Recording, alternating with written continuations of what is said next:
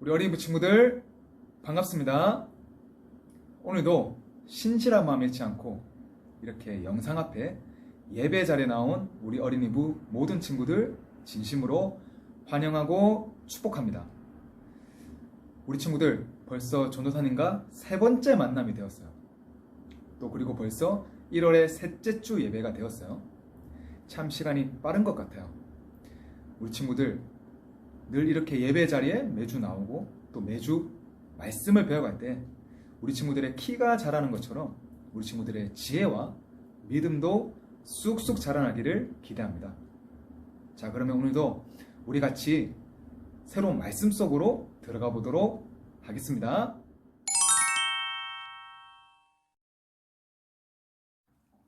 네, 우리 친구들 오늘은 우리가 성경 이야기 한 편을 볼 거예요.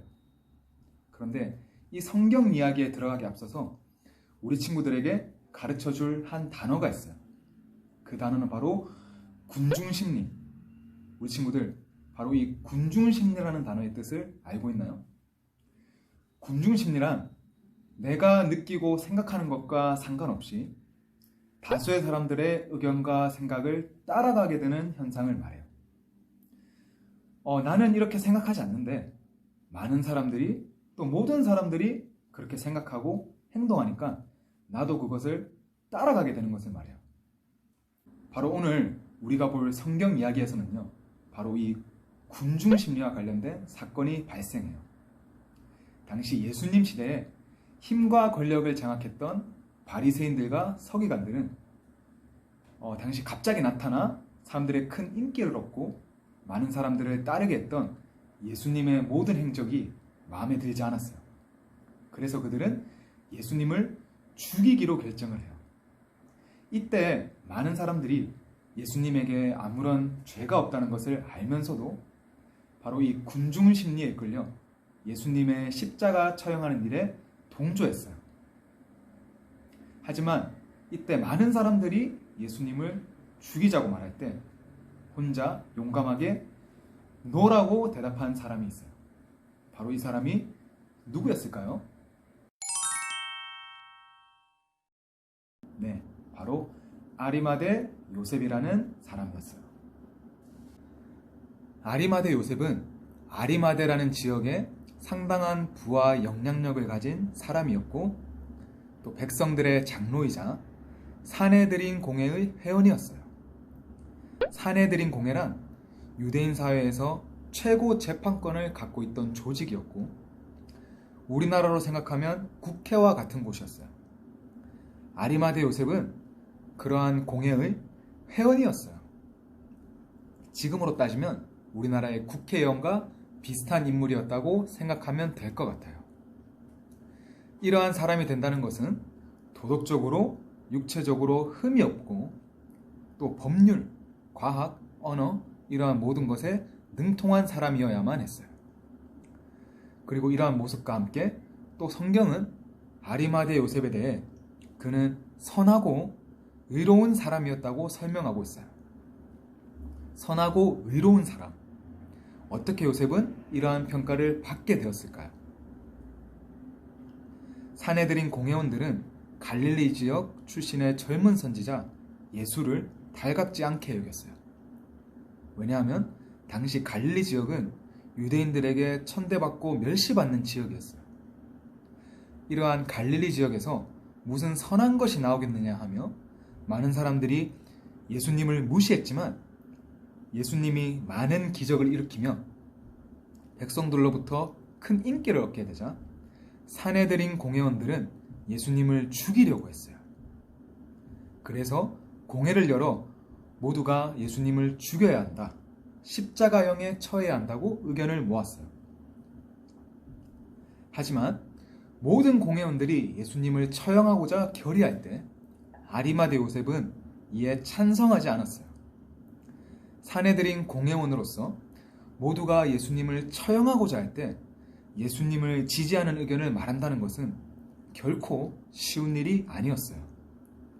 하지만 선하고 의로운 사람이었던 아리마대 요셉은 자신이 생각한 대로 말하고 행동했어요.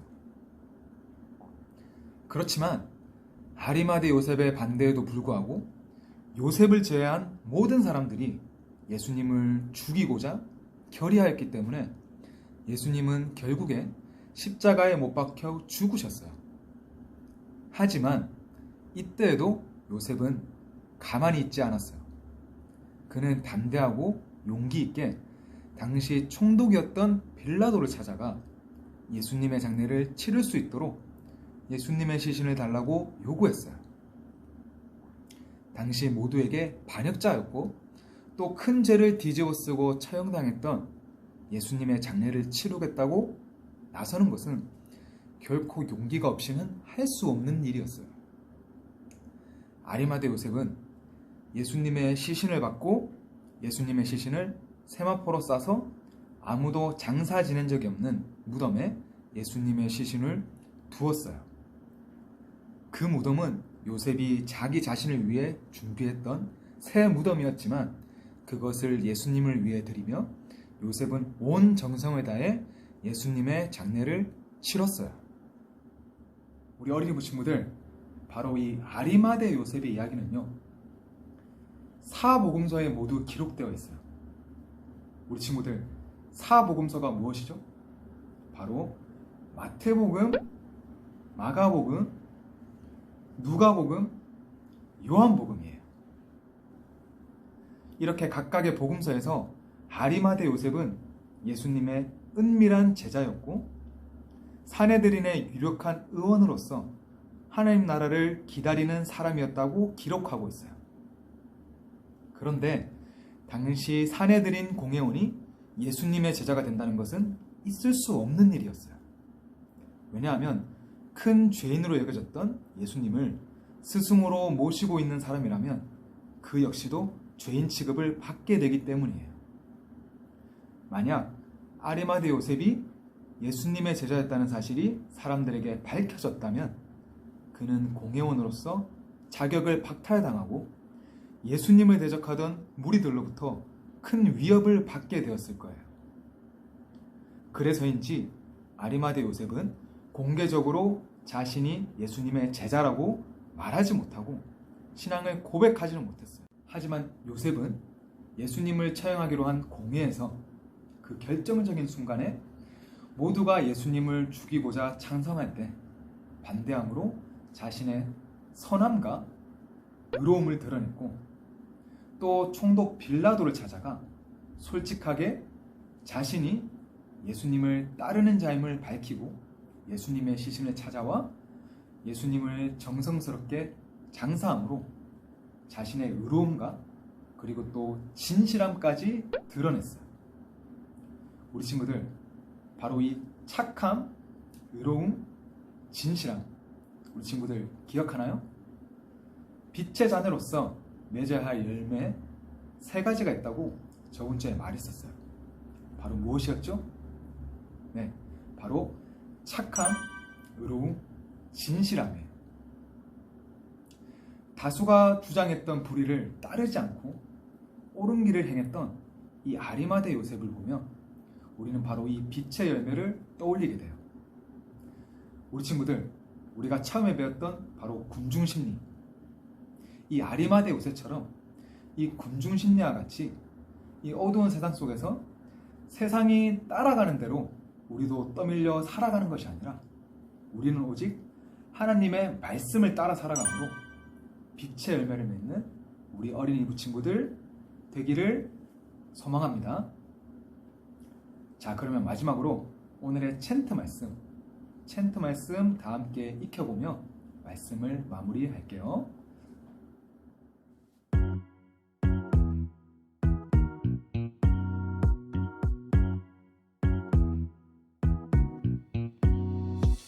빛의 열매는 모든 착함과 의로움과 진실함에 있느니라.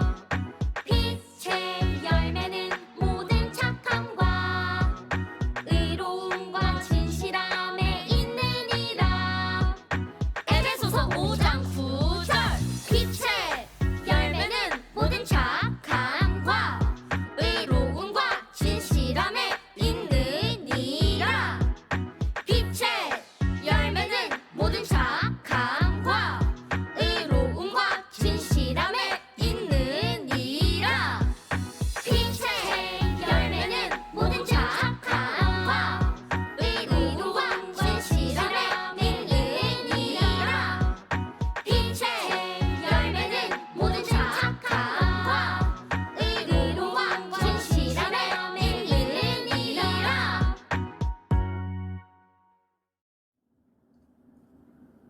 친구들, 다시 한번 빛의 자녀가 맺어야 할 빛의 열매 3가지. 착함, 의로움, 진실함. 이 3가지 잊지 말고 또 한 주간 내 것을 나누고 양보하고 또 나에게 주어진 규칙을 잘 지키고 언제나 옳은 것을 선택하고 또 내가 혼이 나고 손해보더라도 항상 진실하고 솔직하게 말하고 행동하는 우리 어린이 부친구들 되기를 소망하고 축복합니다. 자, 그러면 전도사님이 기도할게요.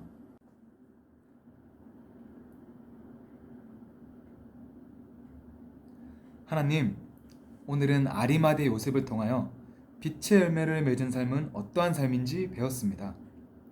하나님, 이 어두운 세상 속에서 우리도 모르게 남들이 하는 대로 우리도 따라가기가 쉽습니다. 하지만 하나님, 오늘 아리마대 요셉의 의로움과 진실함을 보며 우리는 늘 남과 세상을 따라가는 것이 아닌 하나님의 말씀을 따라 살아가야 하는 빛의 자녀임을 배웠습니다. 늘 하나님의 말씀으로 살아가 이 어두운 세상 속에서 어디 가나 빛이 나고 또 빛이 되어주는 우리 어린이 부친구들 되게 하여 주세요. 하나님, 또 날씨가 많이 추워졌습니다. 늘 우리 어린이 부친구들 건강 지켜주시고 하나님께서 늘 함께 하심으로 승리하고 또 삶의 기쁨이 넘치는 우리 어린이 부친구들 되게 하여 주세요. 예수님의 이름으로 기도드립니다. 아멘. 네, 그러면 주기도문으로 예배를 마칠게요. 우리 친구들 또 한 주간 건강히 잘 지내고 다음 주에 만나도록 합시다. 다음 주에 만나요. 안녕.